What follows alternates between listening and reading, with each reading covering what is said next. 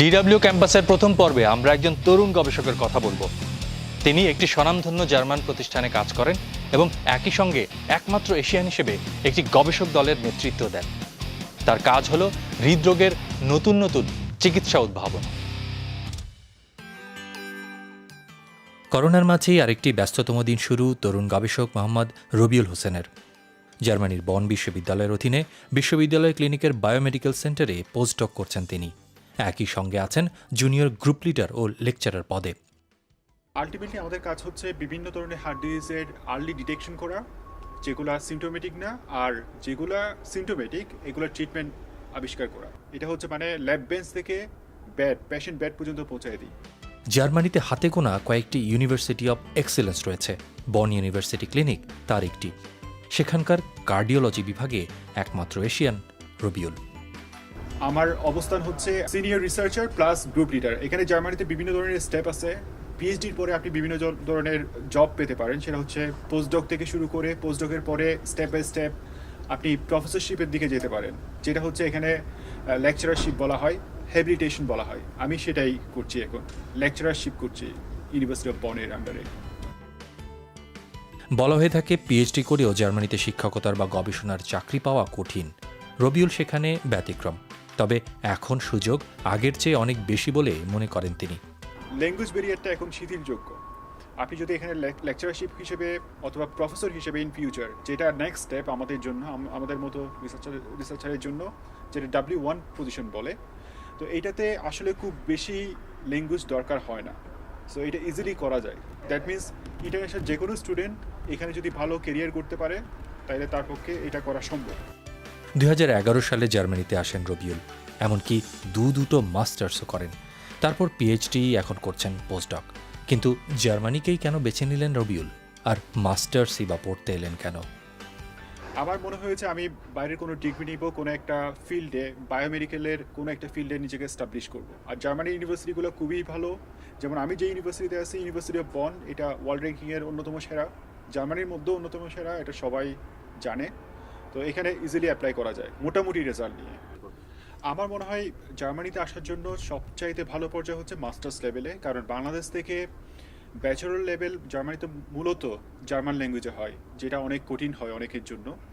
আমার মনে হয় যদি মাস্টার্স লেভেলে আসা যায়, মাস্টার্স লেভেলে জার্মানির এডুকেশন সিস্টেম বাংলাদেশের এডুকেশন সিস্টেমের মধ্যে একটা বিশাল একটা পার্থক্য আছে, যেটা কভার করা সম্ভব মাস্টার্স লেভেলে যদি করা হয়। রিসার্চে মোটিভেট হওয়া যায়, এনথুসিয়াস্টিক একটা ভালো মাস্টার্স থিসিস করা যায়। এটা অনেকটা সাহায্য করে পরবর্তীতে পাথ খুঁজে নেওয়ার জন্য, যেটা আমার বেলায় হয়েছিল। বাংলাদেশে রবিউল পড়তেন শাহজালাল বিশ্ববিদ্যালয়ে জেনেটিক ইঞ্জিনিয়ারিং ও বায়োটেকনোলজি বিভাগে। বিশ্ববিদ্যালয়ে পাশ করে চাকরিও শুরু করলেন। তখনই ভাবনা এলো বিদেশে উচ্চশিক্ষার। তবে অনেকের মতো সুযোগ খোঁজা এবং সে অনুযায়ী সিদ্ধান্ত নেওয়া সহজ ছিল না। আসলে এটা সরাসরি এরকম এক্সপেক্ট করা যায় না বাংলাদেশ থেকে। বাংলাদেশ থেকে আসলে জিনিসগুলো অনেক ন্যারো। আমি আসলে বাংলাদেশে একটা ফার্মাসিউটিক্যাল কোম্পানিতে জব করতাম। তারপরে আমি চিন্তা করলাম আরও বেশি ক্যারিয়ার ডেভেলপ করা দরকার। এই সুবাদে আমার জার্মানিতে আসা।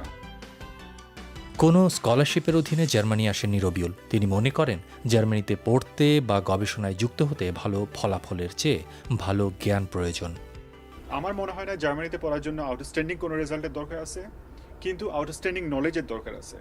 যদি এভারেজ লেভেলের কোনো রেজাল্ট হয় এবং এক্সট্রা কারিকুলার অ্যাক্টিভিটিস থাকে, যে বিষয়ের উপরে সে পড়তে চায় ওই বিষয়ের উপরে যদি তার জ্ঞান থাকে, তাহলে জার্মানিতে ইজিলি পড়া সম্ভব।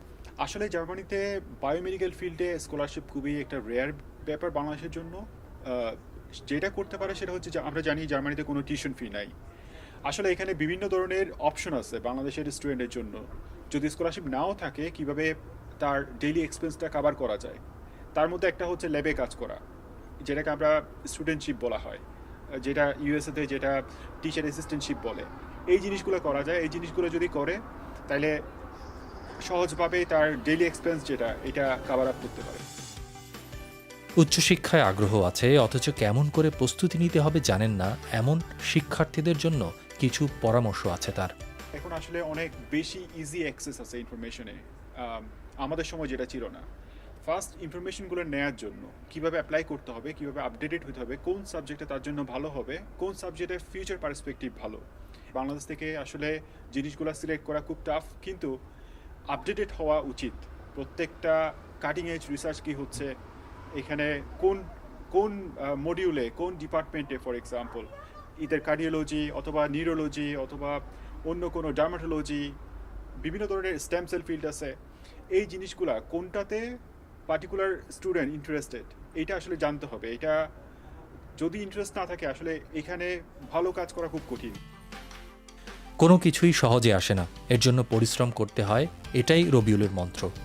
গবেষণার কাজ ভালো লাগে তার, ভবিষ্যতেও তা চালিয়ে যেতে চান তিনি।